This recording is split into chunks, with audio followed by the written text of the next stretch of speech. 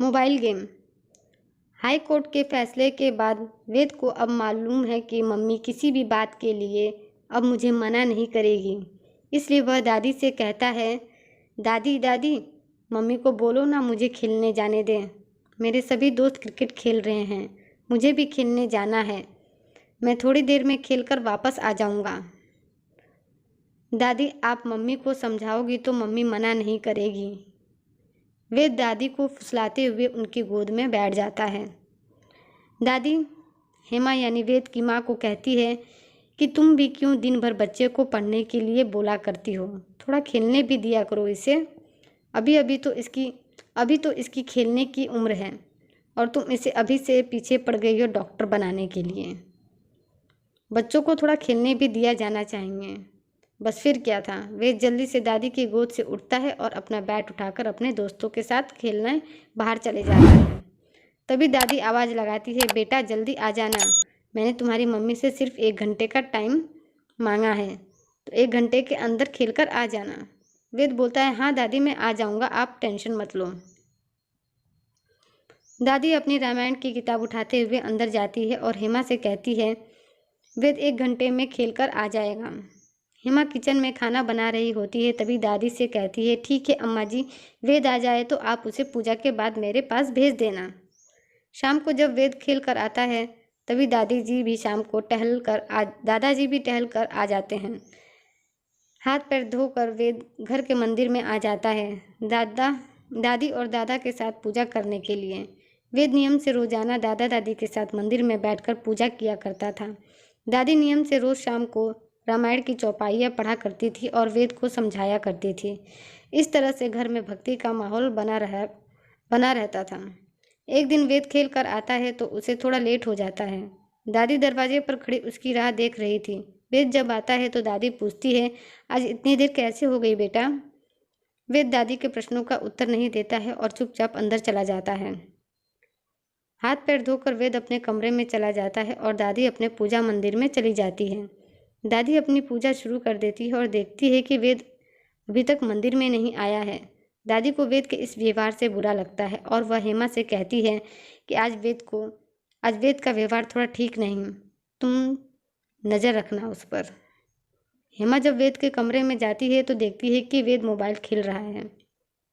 हेमा पूछती है, बेटा आज तुम मंदिर नहीं गए पूजा करने के लिए दादा दादी के साथ? वेद कहता है, अभी थोड़ी देर में चला जाता हूँ, बस गेम खत्म कर लेता हूँ। हेमा कहती है, यह क्या दिन भर तुम गेम खेलते रहते हो, मैं भी देखूं जरा। हेमा देखती है तो कहती है, इसमें कैसे पता चलता है जीत हार का, कोई दिख तो रहा नहीं है। वेद कहता है, मम्मी ऑनलाइन गेम है, मैं अपने दोस्तों के साथ खेलता हूँ, आप जाओ मैं आता हूँ थोड़ी देर में। वेद के ऐसे व्यवहार से हेमा को गुस्सा आता है, लेकिन उस वक्त हेमा कुछ नहीं बोलती है और कमरे से बाहर आ जाती है। फिर दूसरे दिन भी देखती है हेमा कि वेद का व्यवहार फिर से वही है। आज भी वह जब बाहर से खेल कर आता है तो पूजा पाठ नहीं करता है और मोबाइल खेलने लग जाता है। खाना खाने के लिए भी बोलो तो बोलता है, मम्मी बस 5 मिनट, और जल्दी आता भी नहीं है। हेमा को अवैध की चिंता होने लगती है। धीरे धीरे अवैध पढ़ाई में भी मन नहीं लगा रहा था। होमवर्क भी सही समय पर करना उसने छोड़ दिया था। मोबाइल छुपाओ तो दादा दादी के फ़ोन में जाकर गेम खेलने लगता है। कुछ बोलो तो गुस्सा हो जाता है। वेद की इन हरकतों से हेमा परेशान होकर अपने पति विपिन से सारी बात बताती है। विपिन जब वेद से बात करते हैं तो वेद कहता है, ठीक है पापा, अब से ज़्यादा गेम नहीं खेलूँगा। फिर कुछ दिन बाद वेद गेम खेलना थोड़ा कम कर देता है, लेकिन 2-3 दिन बाद फिर से वही सब करना शुरू कर देता है। वेद जब अगली सुबह नींद से उठता है तो माँ के पास जाता है।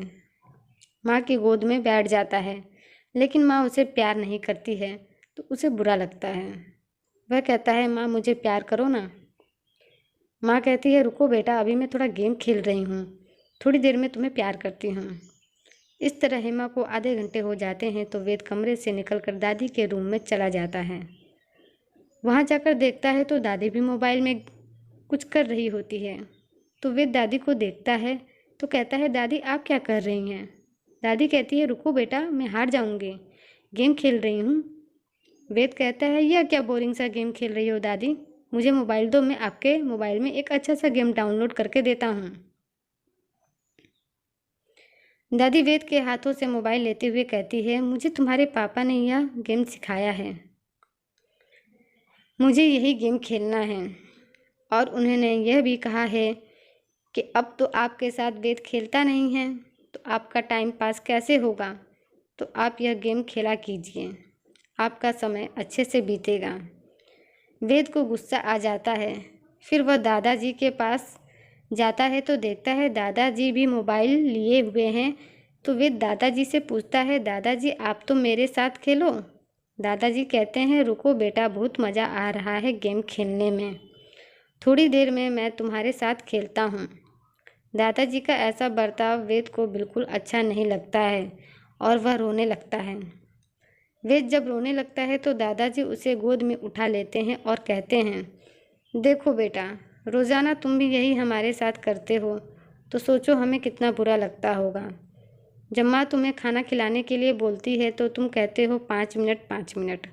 माँ जब तुम्हें पढ़ने के लिए बोलती है तब भी कहते हो, रुको माँ, रुको मैं आता हूँ थोड़ी देर में।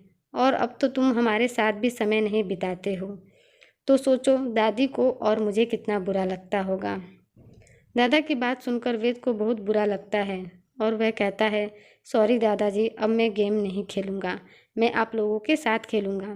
दादा कहते हैं, बेटा सॉरी बोलना है तो अपनी माँ को बोलो, दादी को बोलो, आपने उनका दिल बहुत दुखाया है। वह दादी की गोद में जाता है और दादी को प्यार से सॉरी बोलता है। दादी उसे प्यार से गले लगाती है और कहती है, जाओ बेटा, अपनी माँ से भी सॉरी बोल दो। वह दौड़ता हुआ माँ के कमरे में जाता है और माँ के गले लग जाता है और बोलता है, माँ मुझे माफ़ कर दो, मैंने आपका दिल बहुत दुखाया है।